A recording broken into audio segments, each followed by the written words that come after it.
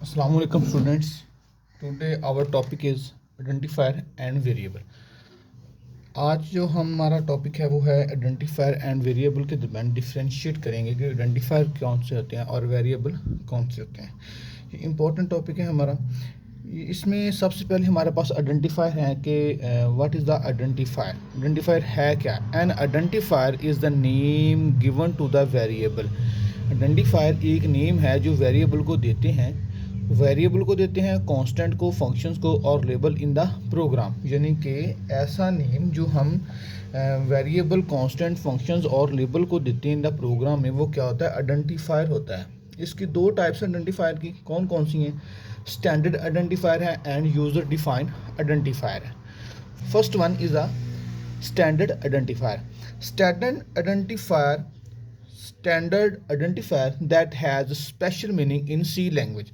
Standard identifier that has special meaning in C language is known as standard identifier. ऐसे identifier जिनका C language में कुछ special meaning होता है, वो कौन से आइडेंटिफायर होते हैं? वो स्टैंडर्ड आइडेंटिफायर होते हैं।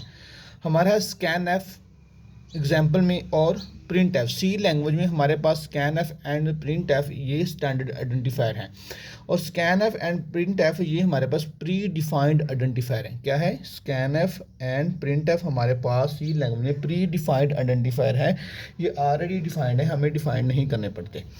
ये स्कैन एफ को हम इसमें यूज़ करते हैं in data from the user लेने के लिए। यानी कि scanf it is use to get the data from the user. यानी कि स्कैन एफ को हम यूज़र से डाटा हासिल करने के लिए इस्तेमाल करते हैं, और प्रिंट एफ को स्क्रीन पर डाटा प्रिंट करने के लिए इस्तेमाल करते हैं। ये दोनों प्री डिफाइंड फंक्शंस हैं। Scan f and print F दोनों प्री डिफाइंड फंक्शंस हैं, और ये किस लाइब्रेरी में मौजूद हैं? यानी कि ये हमारे पास जो हेडर फाइल है, तो हम ऊपर अपनी एक लाइब्रेरी डिफाइन करते हैं, जो हम एक हेडर फाइल इंक्लूड करते हैं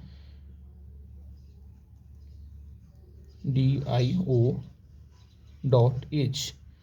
ये हमारे पास एक हेडर फाइल है और ये प्री डिफाइंड है, यानी कि इस हेडर फाइल में, इस लाइब्रेरी में ये मौजूद है। नेक्स्ट हमारे पास जो है वो है user defined identifier. User defined identifier क्या है? A type of identifier that is defined by the programmer to access the memory location.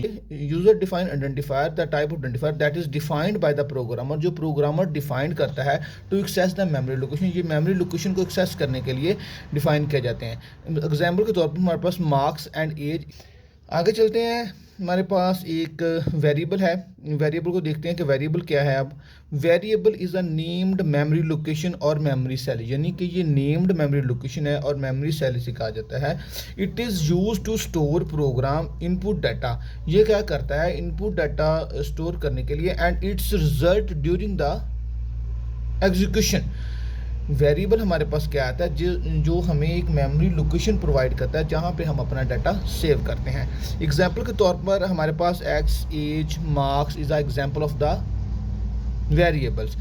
यानी कि अगर इसको वेरिएबल को डिक्लेयर करना हो तो सबसे पहले हम डाटा टाइप लिखते हैं और फिर हम वेरिएबल लिखते हैं। यानी कि अगर इसको डिक्लेयर करना हो सी लैंग्वेज में तो सबसे पहले हम क्या करेंगे? सबसे पहले लिखेंगे डाटा टाइप इंट और वेरिएबल ए। मैंने डिक्लेयर कर दिया।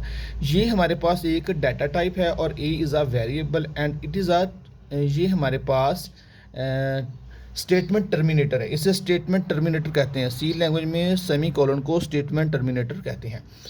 इंपॉर्टेंट नोट हमारे पास मौजूद है इसमें, ऑल वेरिएबल्स, यानी कि जितने वेरिएबल्स हम डिक्लेयर करेंगे ऐसे ही वो कहलाते हैं आइडेंटिफायर्स।